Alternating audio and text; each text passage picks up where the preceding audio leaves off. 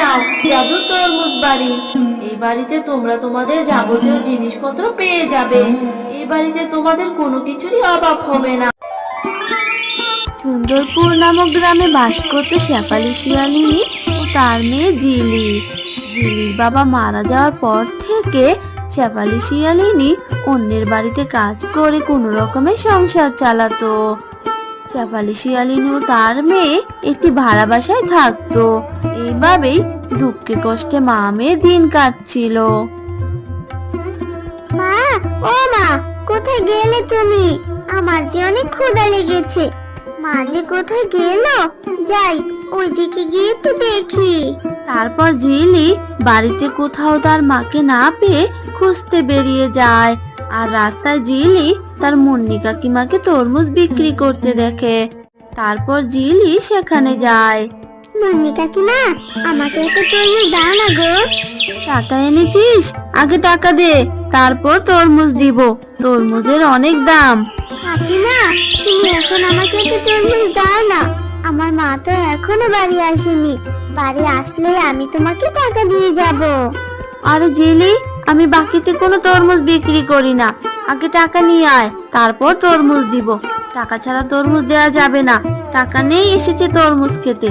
শখ দেখে আর বাঁচি না, যা এখান থেকে। মুন্নি শিয়ালিনীর এমন কথা শুনে জিলি মন খারাপ করে সেখান থেকে বাড়ি চলে আসে। মা, তোমার আসতে এত দেরি হলো কেন? তোমাকে আমি কতক্ষণ ধরে খুঁজছি। মারে, মানুষের বাড়ি গিয়ে গিয়ে কাজ করি, আর কাজগুলো শেষ করে তারপরে বাড়ি আসবো। কাজগুলো শেষ করতে তো একটু সময় লাগে রে মা। মা জানো আজ কি হয়েছে?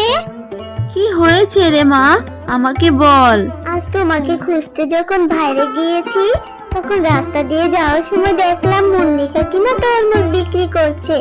আমি কাকিমাকে বললাম, কাকিমা আমাকে একটা তরমুজ দাও না, আমি মা আসলে পরে টাকা দিয়ে দিব। কিন্তু মুন্নি কাকিমা আমাকে বলল টাকা ছাড়া নাকি তরমুজ দেয়া যাবে না। আর কাকিমা আমাকে অনেক কথা শুনিয়েছে মা। আমার যে তরমুজ খেতে ভীষণ মন চাইছে। ঠিক আছে রে মা, তুই মন খারাপ করিস না। আমি কাল যখন কাজ শেষ করে টাকা নিয়ে আসবো, তখন তোর জন্য একটা বড় দেখে তরমুজ কিনে নিয়ে আসবো। আর মারে, এমনিতেই 2-3 মাস ধরে ভাগিনী ভাবিকে বাসা ভাড়াটাও দিতে পারিনি। না জানি কখন ভাগিনী ভাবি এসে বাসা ভাড়াটা চেয়ে বসে। আর তখনই বাসা ভাড়া নেওয়ার জন্য ভাগিনী চলে আসে। শেফালি, দে তো আমার বাড়ি ভাড়াটা। আজ মাসে 10 তারিখ হয়ে গেল, তুই তো গত 2-3 মাস ধরে বাড়ি ভাড়াটা দিচ্ছিস না। তাড়াতাড়ি বাড়ি ভাড়াটা দিয়ে দে বলছি। ভাগিনী ভাবি, এই মুহূর্তে তো আমার কাছে কোনো টাকাই নেই। কিছুদিনের মধ্যে আমি আপনার টাকাটা দিয়ে দিব। আমাকে আর কিছুদিন সময় দিন ভাগিনী ভাবি। শেফালি, আমি আর তোকে সময় দিতে পারবো না। সময় দিতে দিতে তুই 2 মাস ধরে আমাকে বাড়ি ভাড়াটা দিচ্ছিস না।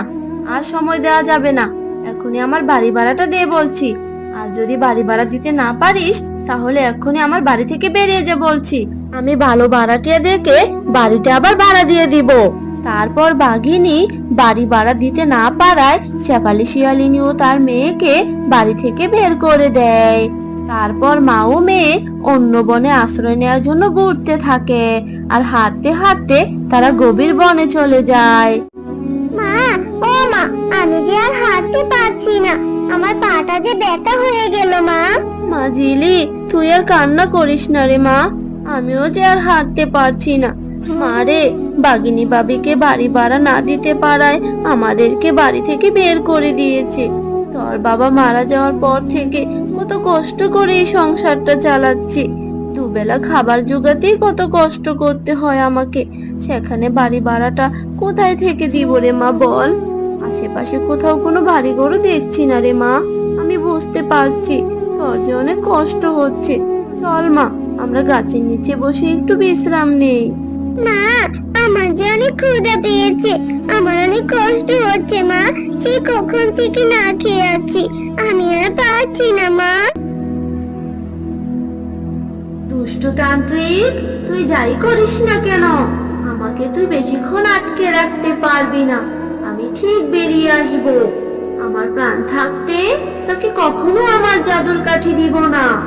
ঠিক আছে, তুই যদি তার জাদুর কাঠি না দিস তাহলে আমিও তোকে আর বাঁচিয়ে রাখবো না। তুই যা করার করে নে, আমি তোকে কিছুতেই আমার জাদুর কাঠি দিব না।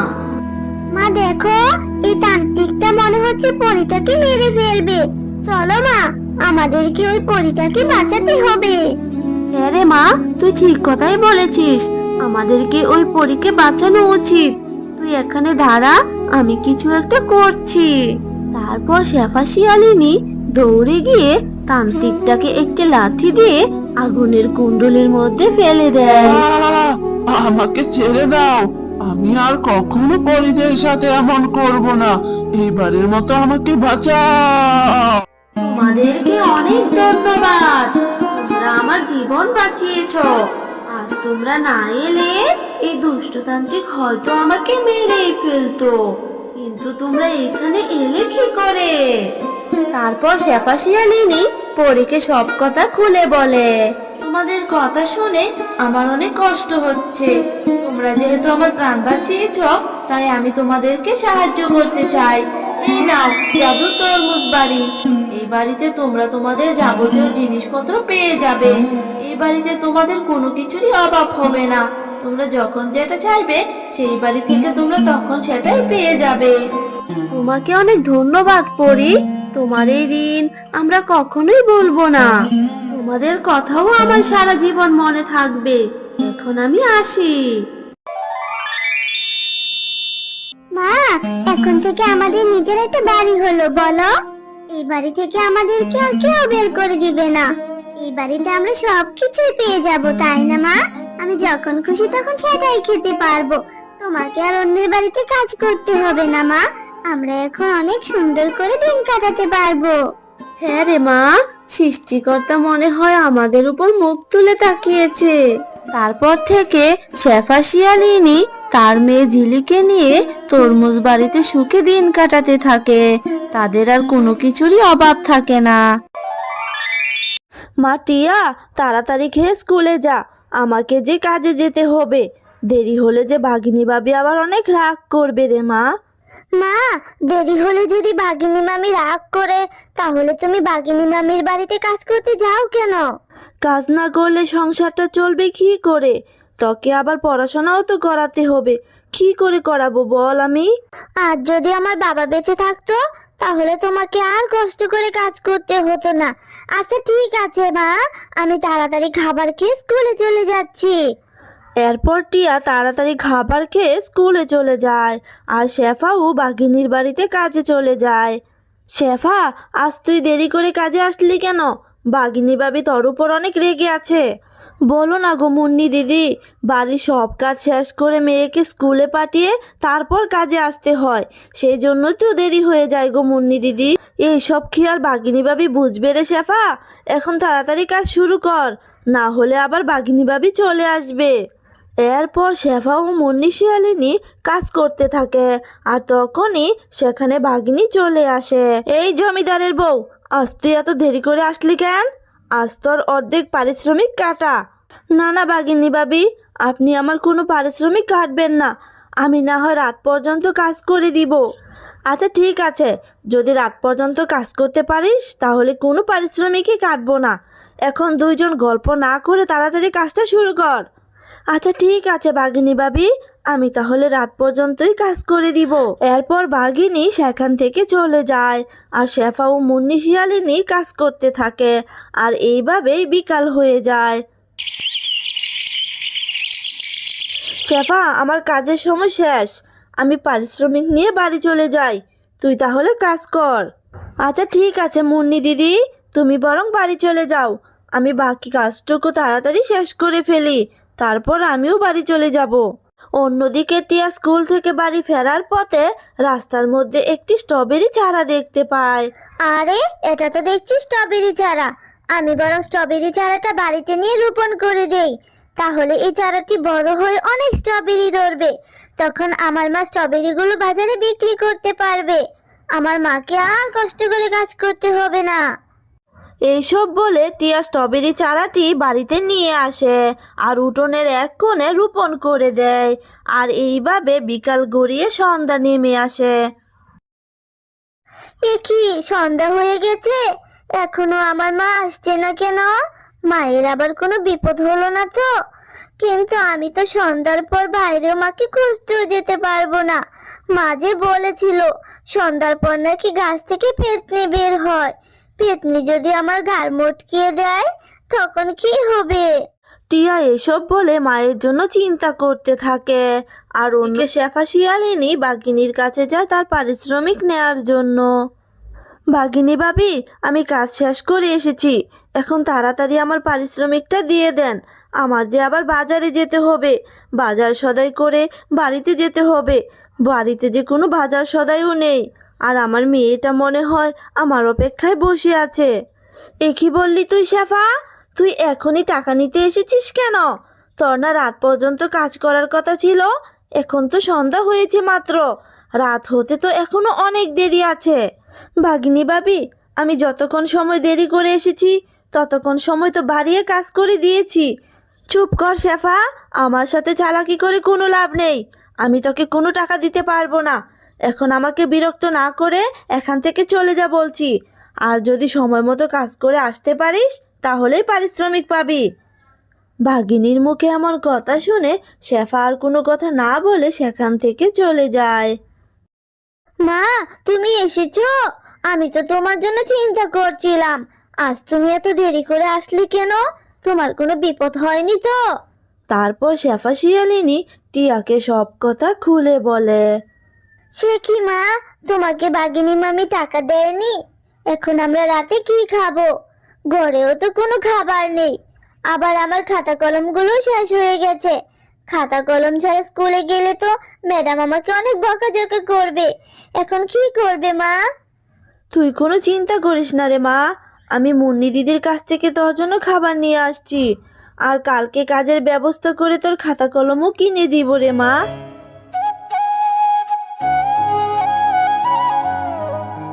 ইস, এই মাউমের কত কষ্ট। আমি যদি এখান থেকে মুক্ত হতে পারতাম তাহলে এদেরকে সাহায্য করতাম। কিন্তু আমাকে মুক্ত করার জন্য কেউ এত বড় ঝুঁকি নিজের কাঁধে নিবে না। আমি জানি না আর কখনো এই গাছ থেকে মুক্ত পেয়ে আমাদের রাজ্যে ফিরে যেতে পারবো কি না। আমাকে কেউ কি সাহায্য করবে? সে কি, আমাদের বাড়িতে কে কান্না করছে? কাউকে তো দেখতেই পাচ্ছি না। কান্নার আওয়াজটা তো মনে হচ্ছে স্ট্রবেরি চারা থেকে এসেছে। আমি বরং বাইরে গিয়ে দেখি তো। কে কে কান্না করছো? সামনে এসো, সামনে এসো বলছি। কাউকে তো দেখতেও পাচ্ছি না। তাহলে কি ভূত কান্না করছে নাকি? ওরে বাবা রে, আমি পালাই। ভয় পেও না টিয়া, আমি হলাম পরী। আমি কোনো ভূত নই গো। এক ডাইনি আমাকে স্ট্রবেরি চারা বানিয়ে রেখেছে। টিয়া, তুই আবার কার সাথে কথা বলছিস? কাউকে তো দেখতেও পাচ্ছি না। যা ঘরে যা, তোর জন্য খাবার নিয়ে এসেছি। তারপর টিয়া তার মাকে সব কথা খুলে বলে। পরী, ডাইনি তোমাকে এখানে কেন বন্দি করে রেখেছে? আর তোমাকে এখান থেকে মুক্ত করার কি কোনো উপায় নেই? একদিন আমি যখন তোমাদের বনের ভিতর দিয়ে যাচ্ছিলাম তখন দেখলাম ডাইনি তোমাদের বনের ফলগুলো ছিঁড়ে নষ্ট করছিল। আর সেটা দেখে আমি বাধা দিয়েছিলাম বলে ডাইনি আমাকে স্ট্রবেরি গাছে বন্দি করে রেখেছে। তবে আমাকে মুক্ত করার কাজটি খুবই কঠিন। তুমি এত কঠিন কাজটি করতে পারবে না শেফা। না পারি, তবু তো চেষ্টা করে দেখতে পারি। তুমি বলো পরি, আমাকে কি করতে হবে? আমি দেখি তোমাকে মুক্ত করতে পারি কি না। জঙ্গলের গভীরে এক স্ট্রবেরি ঘরে ডাইনি থাকে। ওই ঘরে ঢুকে তুমি যদি ডাইনির জাদুর কাঠিটা ভেঙে ফেলতে পারো তবে ডাইনি বর্ষ হয়ে যাবে আর আমি মুক্ত হয়ে যাব। কিন্তু কাজটি অনেক সাবধানে করতে হবে। ওই ডাইনি যদি বুঝতে পারে তাহলে যে তোমার আর রক্ষা থাকবে না। আমি চাই না আমার জন্য তুমি বিপদে পড়ো শেফা। আমি তাহলে কাল সকালেই জঙ্গলে যাব, কারণ এখন রাতের বেলা গেলে তো বিপদ হতে পারে। হ্যাঁ হ্যাঁ, তুমি তাই করো শেফা, তুমি বরং কাল সকালেই যেও। এরপর শেফা ও টিয়া ঘরে চলে যায়। আর এইভাবে রাত কেটে সকাল হয়ে যায়। আর সকাল হতেই শেফা ও টিয়া জঙ্গলে যাওয়ার উদ্দেশ্যে রওনা দেয়। আর কিছুক্ষণের মধ্যেই তারা জঙ্গলের গভীরে পৌঁছে যায়। আর জঙ্গলের গভীরের মধ্যে একটি স্ট্রবেরি ঘর দেখতে পায়। মা, ওই যে দেখো একটি স্ট্রবেরি ঘর। তার মানে ডাইনি এই ঘরেই থাকে। আমরা এই ঘরে কি করে যাব মা? আমার মাথায় একটা বুদ্ধি এসেছে টিয়া। আমি ডাইনির মতো কণ্ঠ করে ডাইনিকে বাহিরে ডাকবো, আর তুই সেই সুযোগে ডাইনির ঘরে গিয়ে ডাইনির জাদুর কাঠিটা ভেঙে ফেলবি। ঠিক আছে রে মা? আচ্ছা ঠিক আছে মা, তুমি বরং তাই করো। দিদি, ওই দিদি, ঘরে আছিস?